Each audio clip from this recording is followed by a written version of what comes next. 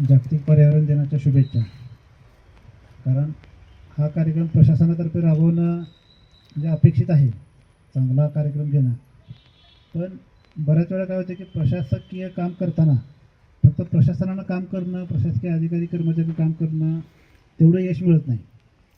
त्याला तुम्ही किती लोक सपोर्ट करता ते पण महत्त्वाचं आहे. आणि हे जे तुम्ही संघटन केले म्हणजे पाटील साहेब असतील, पुतणी साहेब असतील किंवा सगळ्या संघटनेचे अधिकारी पदाधिकारी, पहिल्यांदा त्यांचे आभार मानतो की तुम्ही हा कार्यक्रम चांगला घेतला आहे आणि ॲक्टिव्हली घेत आहे. फक्त आपण झाडं लावतोय आणि परत त्याची निगा राखत नाही. आणि सगळ्यात महत्त्वाचं म्हणजे मला कृषी विभागाला सांगायचं की ते रोपं स्वतः तयार करतात. म्हणजे आपल्याकडनं कधीच रोपं घेत नाहीत. स्वतः रोपं लावून तुम्ही तयार करून तुम्ही ही योजना राबवताय, ही एकदम चांगली गोष्ट आहे.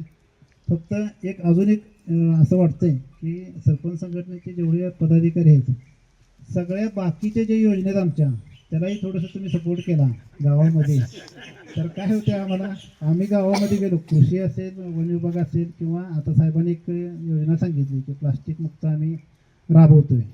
किंवा आता आमची एक फ्रेमवर्क फॉर फर्टिलायझर, म्हणजे फर्टिलायझर जर घ्यायचं असेल तर तुम्हाला QR कोड तुम्हाला डाउनलोड करावं लागेल आणि एक ॲपमधनं तुम्हाला सगळी माहिती भरावी लागेल. साधी सोपी माहिती आहे. जो आपल्या कोल्हापूर आपला पायलट जिल्हा आहे, त्याच्यामध्ये सेंट्रल गव्हर्नमेंटचा कार्यक्रम आहे.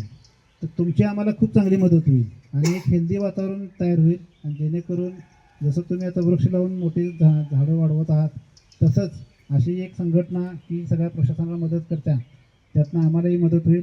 पुन्हा एकदा सगळ्यांना शुभेच्छा. आणि चांगला उपक्रम आहे ज्याच्यातून आम्ही पण चांगला आदर्श घेऊ. त्याबद्दल आम्हाला बोलण्याबद्दल धन्यवाद. थँक्यू.